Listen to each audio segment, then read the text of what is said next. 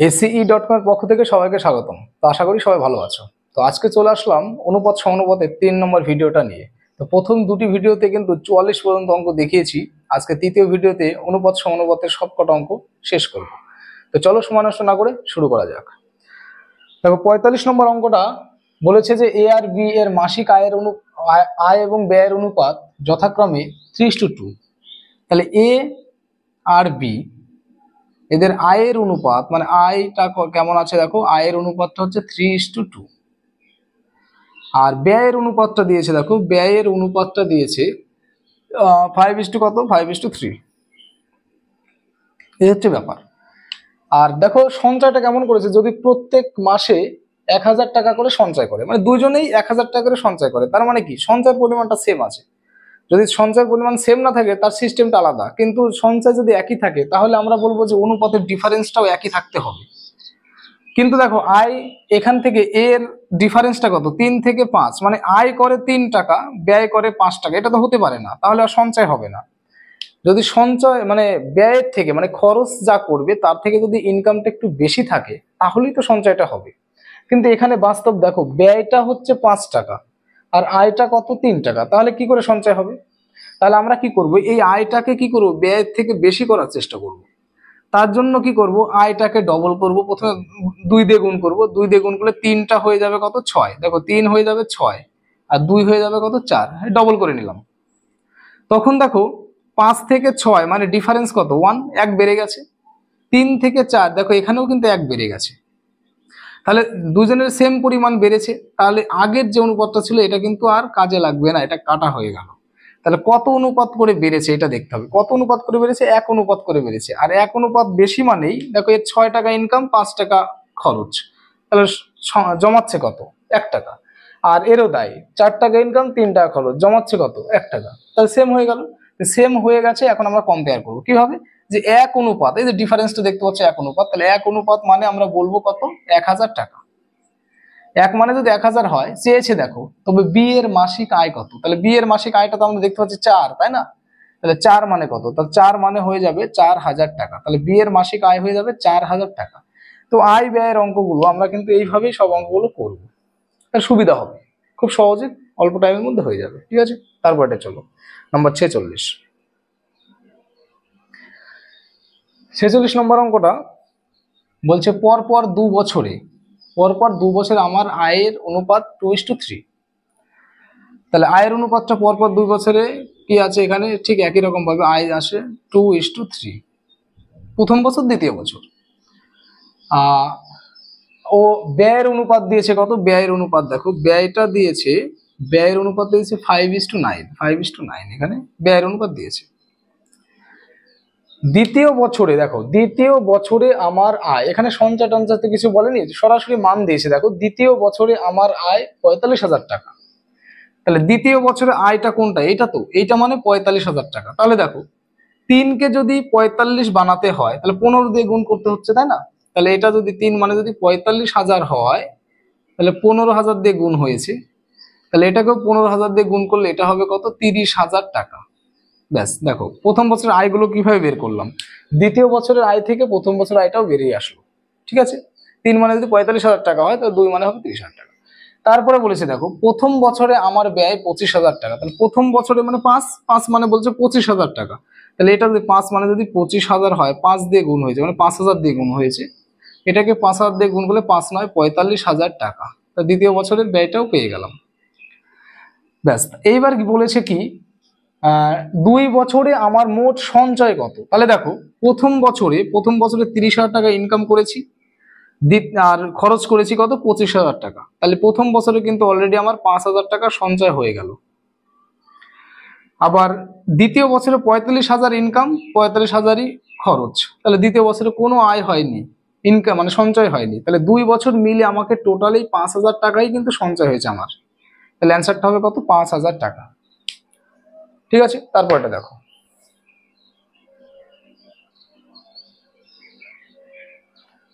এ ও B এর মাসিক আয় ও মাসিক ব্যয়ের অনুপাত 5:6। ঠিক একই রকম ভাবে এ আর বি, দেখো এ আর বি আয়ের অনুপাতটা কত, আয়ের অনুপাতটা দিয়েছে 5:6, আর ব্যয়ের অনুপাতটা দিয়েছে ব্যয়ের অনুপাতটা দিয়েছে কত 3:4, 3:4, এই হচ্ছে অনুপাত দেওয়া আছে।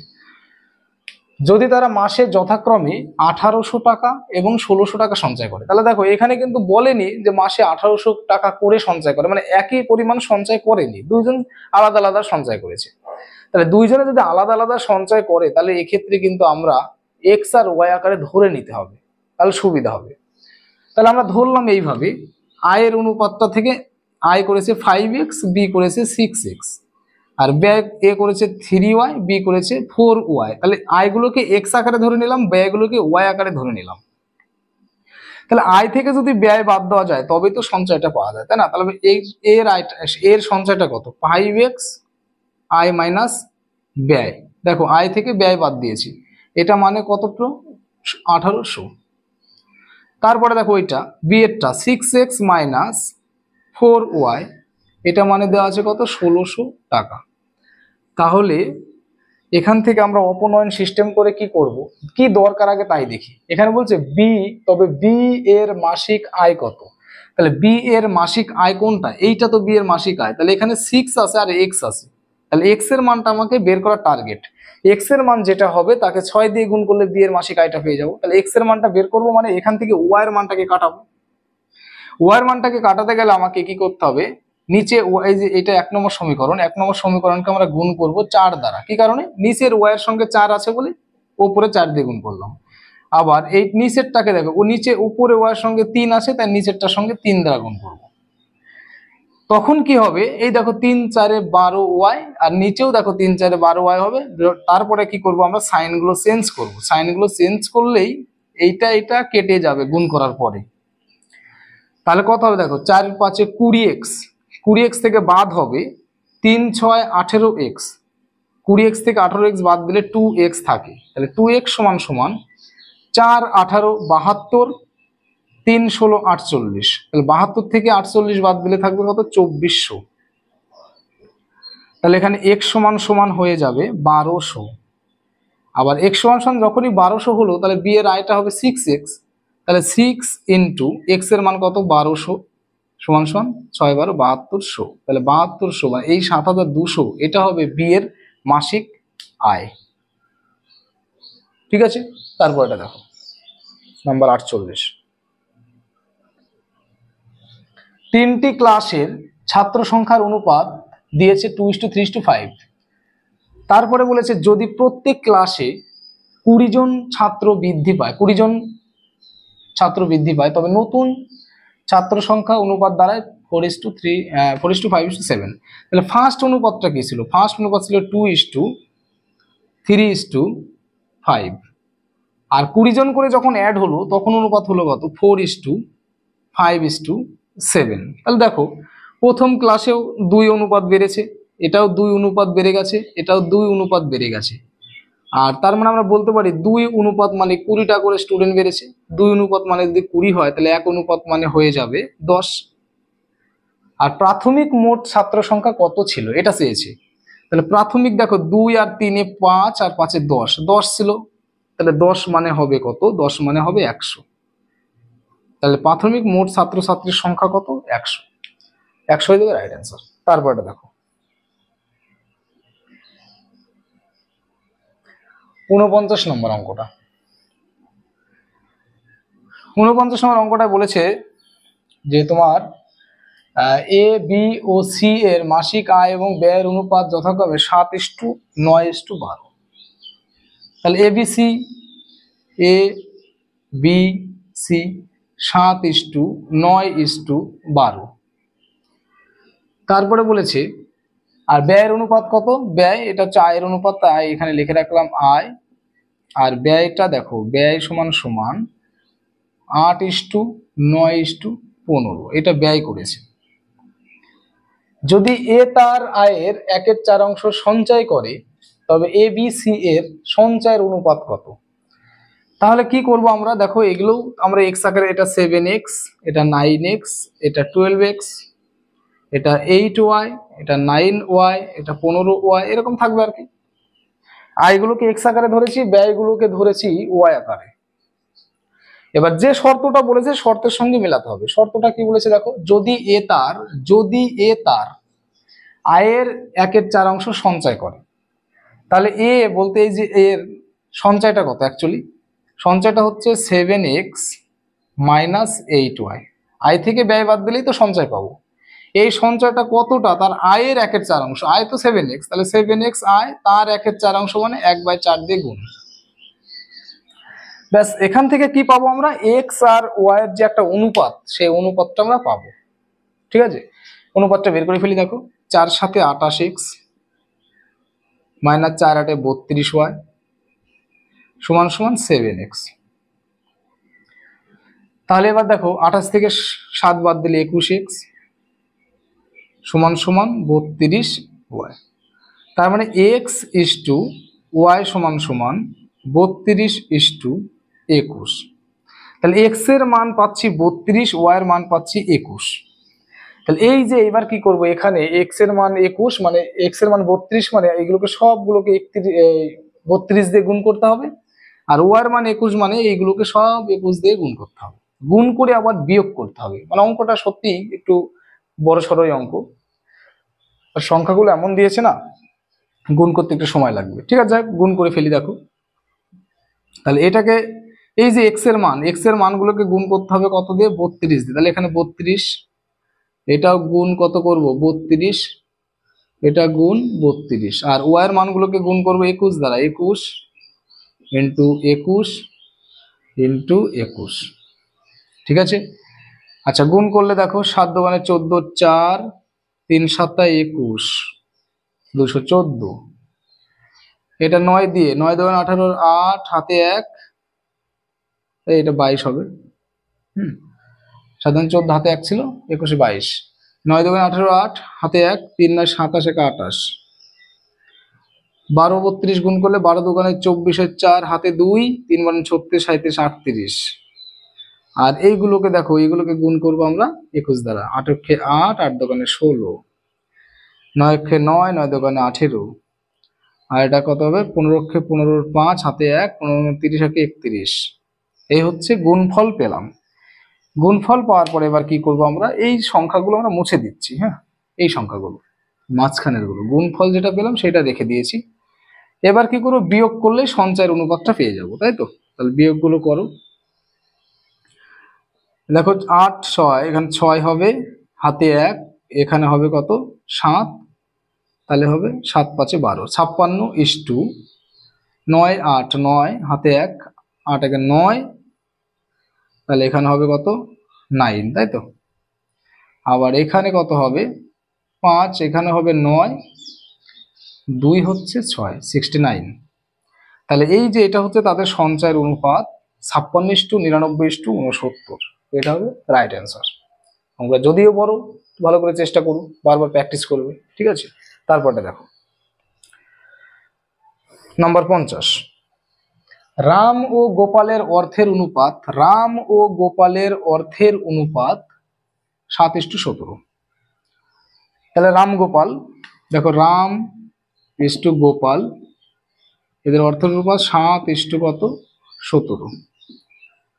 এবং গোপাল আর কৃষ্ণ মানে গোপাল ইস টু কৃষ্ণ, এর অনুপাত কত, আবার এটাও 7:17।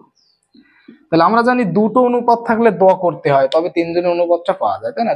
দ করে ফেলি। তাহলে প্রথমে কত 7:17, তারপরেও কত 7:17। তাহলে দ করলে 7 7 49, 7 17 কত 7 7 49 9, 7 4 11 119, আর এটা 17 17 2 8 9 2 8 9। তাহলে এটা হচ্ছে তাদের অর্থের অনুপাত। তাহলে অর্থের অনুপাতটা কত হলো, তাহলে Ram is to Gopal is to Krishna সমান সমান 49:119:2 8 9। এখানে বলছে রামের অর্থটা দেখো 490। তাহলে এটা মানে যদি 490 হয়, তাহলে একটা শূন্য দিলেই তো 490 হয়ে যাচ্ছে। তাহলে এটাও একটা শূন্য নেব, এখানেও কিন্তু একটা শূন্য নেব, তাই না। তাহলে এগুলো হচ্ছে তাদের অর্থের পরিমাণ। কার্ডটা চেয়েছে দেখো কৃষ্ণের টাকার পরিমাণ, তাহলে কৃষ্ণ তো লাস্টেরটা, এই যে লাস্টের কৃষ্ণের টাকার পরিমাণটা কত হবে 2890 টাকা। ওকে, তারপর এটা দেখো নাম্বার 51। ৮৬,৭০০ টাকা এবিসি এর মধ্যে এমন ভাবে ভাগ করা হলো যাতে এ ১ টাকা পেলে বি পায় ৯০ পয়সা। এ যদি ১ টাকা পায় বি পায় ৯০ পয়সা। তাহলে দেখো এ যদি ১ টাকা মানে যদি ১০০ পয়সা পায় তাহলে বি পাচ্ছে ৯০ পয়সা। এদের অনুপাতটা হচ্ছে ১০:৯। ব্যাস। আবার বলেছে বি বি পায় ৯০, আবার বি ১ টাকা পেলে সি পায় ১১০ পয়সা। তাহলে আবার বি আর সি, তো বি যদি ১ টাকা পায় সি পায় ১১০ পয়সা। ঠিক আছে, তাহলে এখানে ১০: কত হচ্ছে ১১। তাহলে আবার দেখো সেই দ করব, দ করলে হবে কত ১০:৯, ১০:১১, ১০০, ৯, ১১, ৯৯, ৯, ১০, ৯০, ৯, ১১, ৯৯। তাহলে এটা হচ্ছে তাদের অর্থের অনুপাত, পেয়ে যাচ্ছি তাই তো। বি এর অর্থের পরিমাণ কত, তাহলে টোটাল টাকা কত, টোটাল টাকা হচ্ছে ৮৬,৭০০ ইন্টু বি তো মাঝখানেরটা ৯০, সব অনুপাত সমষ্টি কত ৯০, ৯৯ আর এটা কত ১০০, তাহলে ২০০, ২, ৮, ৯, এ হচ্ছে অনুপাত। ৮ ৩ দিয়ে দিলে হবে ৩ × ৭ = ২১, তাই তো। ৯, ৯, ৯, ১৮, ৮ হাতে ১, ১ একে ২, ঠিক আছে। তাহলে এটাকে কত দিয়ে কাটলে এটা হবে, তাই তো, এটা বের করতে হবে। তাহলে ২, ৮, ৯ কে ২, ৩, ৯, ২৭, ৩ দিয়ে কাটবো, তাহলে ৩ হবে, তাহলে ৩০০ হবে। আর ৩, ৯, ২৭০০, ২৭০০ টাকা। তাহলে বি এর অর্থের পরিমাণ কত ২৭০০ বা ২৭, এটা যদি আরেকটা হাজার থাকে ২৭,০০০ টাকা, এটা শূন্য আছে ২৭,০০০ টাকা। তারপর এটা দেখো বলছে ১০ বছর আগে রাম ও রহিমের বয়সের অনুপাত ছিল 1:3, ৫ বছর পরে হবে 2:3, তাদের বর্তমান বয়সের অনুপাত কত। তাহলে এই যে বয়স সংক্রান্ত অঙ্কের কিন্তু আলাদা একটা ভিডিও আমার দেওয়া আছে, কারো যদি বয়স সংক্রান্ত অঙ্কের খুবই প্রবলেম থাকে তাহলে ওই যে ভিডিওটা দেওয়া আছে সেটা অবশ্যই দেখে নিতে পারো। তাহলে দেখো ১০ বছর আগে, তাহলে ১০ আগে এখানে লিখবো যে আমরা ১০ আগে, ঠিক এইভাবে করা আছে দেখবো ওই ভিডিওটা। রাম রহিমের অনুপাত ছিল 1:3, ১০ আগে 1:3। আর ৫ পরে, দেখো ৫ পরে লেখো এখানে, ৫ পরে অনুপাত 2:3। আচ্ছা, এখান থেকে বুঝে নিতে হবে ১০ বছর আগে আর ৫ বছর পরে এদের ডিফারেন্স কিন্তু ১৫ বছর, এবং ১০ বছর আগে যা বয়স ছিল তার থেকে ৫ বছর পরের বয়সটা কিন্তু বেশি। ঠিক আছে, তাহলে বেশি যদি হয় তাহলে দেখো এটা এখানকার থেকে এটা বেশি, ঠিক আছে মিলল, কিন্তু দেখো রহিমেরটা কেমন হচ্ছে ৩ থেকে ৩ই আছে, এটা আর বেশি হয়নি। তাহলে বেশি করতে গেলে এটাকে ডবল করতেই হবে, তাই না। তাহলে এটা ডবল করলে কত হবে, ডবল করলে এটা ৪ আর এটা কত হবে ৬। ৪ ৬ করার পরে দেখো ১ থেকে ৪ এদের ডিফারেন্স কত হলো ৩, ৩ থেকে ৬ এদের ডিফারেন্সও ৩, তাহলে সেম ডিফারেন্স পেয়ে গেছি। সেম ডিফারেন্স পেলে ধরো আগের অনুপাতটা আর কোনো কাজে লাগবে না। ঠিক আছে, কত করে ডিফারেন্স হয়েছে ৩ করে, তাহলে ৩ ডিফারেন্স মানে হচ্ছে বয়সের পার্থক্য কত ১৫ বছর। ৩ মানে ১৫, তাহলে ১ মানে কত হবে ৫, ১ মানে ৫। আর চেয়েছে কি দেখতে হবে একটু, তাদের বর্তমান বয়সের অনুপাত কত। তাহলে বর্তমান বয়স বলতে এই দেখো 1:3 যেটা ছিল এটা ১০ বছর আগেকার বয়স ছিল, তাহলে ১০ বছর আগেকার বয়সটা বের করে নিয়ে আমরা কি করব, তার থেকে ১০ বছর করে যোগ করলেই বর্তমান বয়সটা আমরা পেয়ে যাবো, তাই না। তাহলে ১ মানে যদি ৫ হয়, এখানে দেখো ১ মানে যদি ৫ হয় তাহলে ৩ মানে কত, ৩ মানে হবে কত ১৫, এই দেওয়াই তো আছে এখানে। তাহলে এর বয়স মানে রামের বয়স বর্তমানে ৫ আর শ্যামের বয়স বর্তমানে ১৫, আর বর্তমানে না সরি ১০ বছর আগে, এটা ১০ বছর আগেকার অনুপাত থেকে বের করা হয়েছে। তাহলে এখন বয়স হবে ৫-এর সঙ্গে ১০ যোগ করলে হবে ১৫, ১৫-র সঙ্গে ১০ ২৫। এখানে যদি কেটে এটা ৩ করব, ৫ দিয়ে কেটে এটা ৫ করবো, তাই তো। তাহলে বর্তমান তাদের বয়সের অনুপাত কত হবে 3:5 হবে, 3:5, অপশন বি হবে রাইট অ্যান্সার। তারপর এটা দেখো বলছে দুই ব্যক্তির বর্তমান বয়সের অনুপাত 5:7। দুই ব্যক্তির বর্তমান বয়সের অনুপাত 5, 16 বছর আগে তাদের বয়সের অনুপাত ছিল 3:5। তাহলে বর্তমান দেখো বর্তমানে অনুপাতটা হচ্ছে 5:7, আর 16 বছর আগে তার মানে এখানে লিখবো 16 আগে, 16 আগে কত 3:5। দেখো 16 বছর আগের থেকে বর্তমান বয়সটা তো বেশি হবে, আর অলরেডি কিন্তু এখানে দেখো বেশি হয়ে আছে, 3 থেকে 5 বেশি, 5 থেকে 7 বেশি। দেখো দুইজনের ডিফারেন্স দেখো একই হয়ে আছে না, এখানে 2 ডিফারেন্স, এখানে 2 ডিফারেন্স। তাহলে এটা কোনো ডবল করা কি হাফ করার কোনো ব্যাপার থাকলো না, তাই না? তাহলে 2 করে ডিফারেন্স আছে, 2 করে, তাহলে 2 সমান সমান আমরা বলতে পারি 2 সমান সমান 16 বছর, 1 সমান সমান 8 বছর। চেয়েছে কি তাদের বর্তমান বয়স হলো, তাহলে তাদের বর্তমান একটা 5, 1 মানে যদি 8 হয়, 5 মানে 5 8 40, আর 7 মানে 7 8 56, তাহলে তাদের বর্তমান বয়স 40 ও 56 বছর। তারপরটা দেখো, 4500 টাকাকে দুটি ভাগে ভাগ করতে হবে মনে হয়। 4500 টাকাকে এ বি সি এর মধ্যে 3 ভাগে ভাগ করতে হবে 2:3:4 অনুপাতে। তাহলে 2:3:4 অনুপাতে ভাগ করতে হবে। আর সি কত টাকা পাবে? তাহলে খুব ইজি, 4500 টাকা ইন্টু সি মানে 4 বাই অনুপাত সমষ্টিগত 9, 9 দিয়ে এটা কাটলে হবে 500, 4 5 20, 2000 টাকা পাবে সি। এই টাইপের অঙ্কগুলো খুবই সোজা, করে ফেলবে। তারপর এটা দেখো, নম্বর 55, এ বি এর দ্বিগুণ টাকা পায়, বি সি এর 1/3 টাকা পায়, এরকম বলেছে। তাহলে দেখো এ আর বি, এ বি এর দ্বিগুণ পায়, তাহলে বি যদি 1 পায়, এ পায় 2, এটাতে এ বি এর দ্বিগুণ টাকা। আবার বি পায় সি এর কত? বি পায় সি এর 3 ভাগের 1 ভাগ, তাহলে সি যদি 3 হয়, এ হবে 1, বি পাবে 1, তাই না? সি এর 1/3 মানে 3 ভাগের 1 ভাগ, ঠিক আছে? তাহলে এখান থেকে আমরা দ করি, যদি দ করে ফেলি তাহলে দ করলে হবে 2:1 আর 1:3, তাহলে দ করলে 2:1 কত 3, এই অনুপাতে ওরা টাকা পাবে। 3000 টাকার মধ্যে এ কত টাকা পাবে? তাহলে 3000 টোটাল টাকা, দেখো টোটাল 3000, এ পাবে 2, 2 কতর মধ্যে? 2 3 3 6, ওকে 6 এর মধ্যে। তাহলে এটা হবে কত? 5 6 30, 500, 5 1000 টাকা। তাহলে ও পাবে কত? 1000 টাকা পাবে এ। এটা খুব ইজি অঙ্ক, একদম সিম্পল অঙ্ক। তারপরটা দেখো, নাম্বার 56, একটা বিদ্যালয়ের ছাত্রীদের 10% আর ছাত্রদের 1/20 সমান। তাহলে বলেছে তাদের অনুপাত কত? তাহলে আমি ধরলাম যে ছাত্র আছে এক্সটি, ছাত্রী আছে ওয়াইটি, ছাত্র আছে এক্স, ছাত্রী আছে ওয়াই, আর ছাত্র আর ছাত্রীর সংখ্যার অনুপাত চেয়েছে। বলছে ছাত্রীদের 10%, তাহলে এই যে ছাত্রী, এদের 10% মানে 10/100, এটা সমান কত? ছাত্রদের 1/20, তাহলে ছাত্রদের 1/20 সমান, তাই 1/20 দিয়ে গুণ করলাম।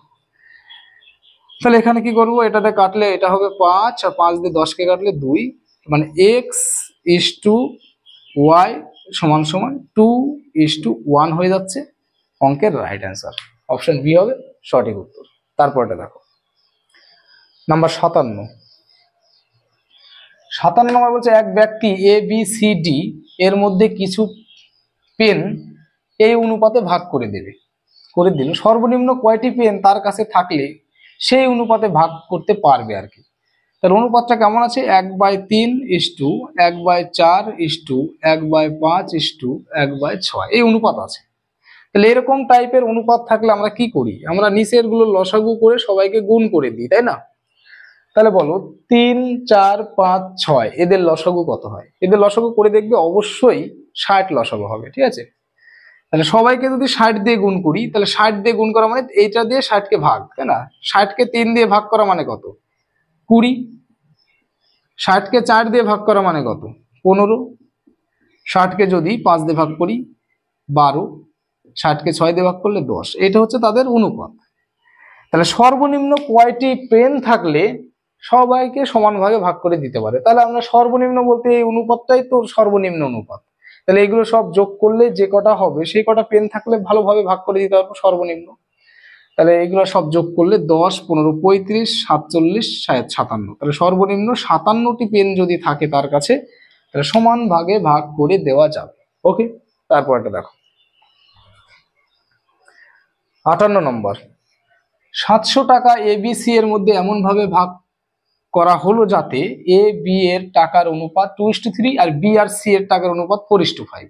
তাহলে আমরা যদি 2:3 হচ্ছে এ বি, আর বিসির অনুপাত কত দিয়েছে 4:5। এটাকে যদি আমরা দ সিস্টেম করি, এই দ সিস্টেম, তাহলে কি হবে, এবিসি এর অনুপাত পেয়ে যাব কত, 4 দোকানে 8, 3 4 12, 3 5 15। তাহলে আমরা এখানে A:B:C পেয়ে গেলাম কত, 8:15, টাকার পরিমাণ কত, 700 টাকা। এবার ডিভাইডেড করতে হবে, তাই না? আচ্ছা, 700 টাকা ডিভাইডেড করলে আমরা সংক্ষেপে ডিভাইডেড কিভাবে করব, 15 আর 12 27 আর 8 35। তাহলে 35, দেখো 35কে 700 টাকা ডিভাইডেড করবো, তাই না? 35কে 700 দিয়ে ভাগ করলে হবে কত, 20। তাহলে এগুলো সবগুলোকে 20 দিয়ে গুণ করবো। তাহলে 8 20 160, 12 20 240, 15 20 300। তাহলে তাদের টাকার পরিমাণটা কত, 160, 240, 300। যে অপশনে পাবে সেটা মেরে দেবে, ঠিক আছে? তারপরে দেখো 59 নম্বর অঙ্কটা। এ ও বি এর মাসিক আয়ের অনুপাত দিয়েছে 6:5। এ আর বি এর মাসিক আয় 6:5 আর মাসিক ব্যয়ের অনুপাতও দিয়েছে, তাই না? তাহলে এ আর বি আয়ের অনুপাতটা কত দিয়েছে, আয়ের অনুপাতটা দিয়েছে 6:5 আর ব্যয়ের অনুপাতটা দিয়েছে 4:3। এই হচ্ছে ব্যাপার। উভয় মাসে একই পরিমাণ সঞ্চয় করে, কিন্তু উভয়েরই ডিফারেন্স দেখো 2 করেই আছে, তাই না? উভয়ের ডিফারেন্স কত করে আছে, 2 করেই আছে। তাহলে সরাসরি মিলিয়ে দেবো আমরা, 2 মানে, তাহলে 2 মানে কত, 400 টাকা করে সঞ্চয় করে, 1 মানে তাহলে 200 টাকা করে হবে। তবে তাদের মাসিক আয়ের সমষ্টি কত টাকা, তাহলে মাসিক আয় কত, 6 5 11, তাহলে 11 মানে হবে 11 দোকানে 2200।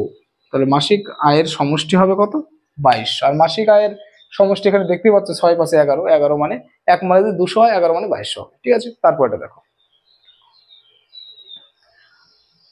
76 টাকা এবিসি এর মধ্যে এমন ভাবে ভাগ করতে হবে হলো যাতে বি যা পায় এ তার থেকে 7 টাকা বেশি পায়, এবং সি যা পায় বি তার থেকে 6 টাকা বেশি পায়। ঠিক আছে? তাহলে এরকম লিখবো আমরা, A B R C. C যদি এক্স টাকা পায়, দেখো সি যদি এক্স টাকা পায়, তাহলে বি পায় সি এর থেকে কত টাকা বেশি, বি যা পায়, সরি, সি যা পায় বি তার থেকে 6 টাকা বেশি পায়, তাহলে x+6 পায় বি। আবার এ আর বি এর মধ্যে কি বলেছিল, যে এ যা পায়, বি যা পায় এ তার থেকে 7 টাকা বেশি পায়, তাহলে এর থেকে যদি 7 টাকা বেশি পায়, তাহলে এক্স আর 6 সাথে 13, এত টাকা। আর তিনজনে মিলে কত টাকা, সেটা বলেছে 76 টাকা। ঠিক আছে? তারপরে এই তিনটে মিলে মানে এই তিনজনের এগুলো যোগ করবো, এটা যোগ করলে হয়ে যাবে কত, 76।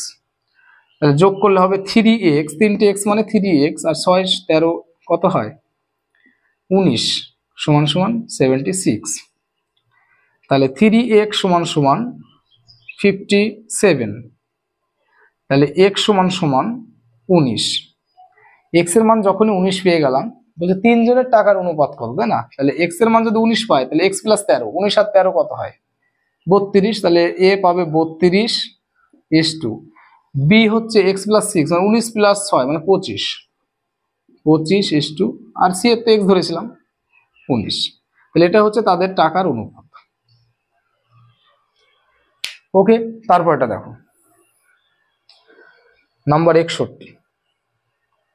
এ আর বি বর্তমান, এ ও বি এর বর্তমান বয়সের অনুপাত হচ্ছে 3:1, বর্তমানে 3:1। 15 বছর পর তাদের বয়স 2:1। তাহলে বর্তমান কত, বর্তমান হচ্ছে 3:1, 15 পরে, 15 পরে কত 2:1। দেখো বর্তমান বয়সের থেকে, বর্তমান যে বয়সটা আছে তার থেকে 15 বছর পরে বয়সটা তো অবশ্যই বেশি হবে, কিন্তু এখানে কম দেওয়া আছে। তাহলে কম দেওয়া আছে মানে কি, এটাকে ডবল করবো, 2 দোকানে 4 আর 2 একে 2। তাহলে এবার দেখবো ডিফারেন্স সেম আছে কিনা। দেখো 3 থেকে 4 এক ডিফারেন্স, 1 থেকে 2 দেখো এক ডিফারেন্স, তাহলে আগের অনুপাতটা মুছে দিলাম। তাহলে 1 মানে কয় বছর, 1 মানে আমরা বলবো 15 বছর।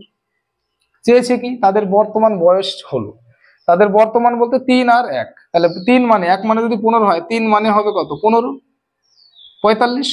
তাহলে 1 মানে 15 হলে 3 মানে হবে কত 45। তাহলে তাদের বর্তমান বয়স হচ্ছে 45 আর কত 15, এটা হচ্ছে তাদের বর্তমান বয়স। নেক্সট অঙ্ক, আচ্ছা 62 নম্বর অঙ্ক বলছে 2610 টাকা এবিসি এর মধ্যে এমন ভাবে ভাগ করতে হবে যাতে এ এর 0.5, তাহলে এরকম লিখবো এ এর মানে গুণ 0.5 সমান সমান বি এর মানে গুণ 0.6 সমান সমান সি এর 0.75। কি করতে পারি আমরা, পয়েন্টগুলো তুলে নিচে 10 করে বসিয়ে দেবো। এর পয়েন্ট তুলে নিচে 10, এর পয়েন্ট তুলে নিচে 100 হয়ে যাবে, তাই না? 2 ঘর পর পয়েন্ট ছিল 100। আচ্ছা যাই হোক, এবার কি করবো, একটু কাটাকাটি করে নিতে পারি। এটা কাটলে 2, এটা কাটলে হবে এখানে 3, আর হচ্ছে এখানে 5, 2 দিয়ে কাটছি। আর এটা হবে 3, আর এটা হবে কত 4। তাহলে আমরা এরকম টাক্সার থেকে আমরা সরাসরি A:B:C বের করার টিক্স হলো যা আছে তার মান উল্টো দেবো, তাই না? তাহলে এটা 1/2 মানে 2/1 ইস্টু 3/5 মানে উল্টে দিলে 5/3, আর 3/4 মানে 4/3। এই হচ্ছে ব্যাপার। তাহলে 1 3 3 এদের লসাগু হয় কত 3, 3 দিয়ে সবাইকে গুণ করব, ঠিক আছে? তাহলে এটাকে 3 দিয়ে গুণ করো, এটাকেও 3 দিয়ে গুণ করো, এটাকেও 3 দিয়ে গুণ। তাহলে এটা হবে 6 মানে 3 3 কেটে গেল 5, কেটে গেলে 4, তাহলে 6:5:4 এটা হয়ে যাবে রাইট অ্যান্সার। রাইট অ্যান্সার না, বলেছে সি কত টাকা হবে। তাহলে 2610 টাকা টোটাল, 2610 টাকা টোটাল।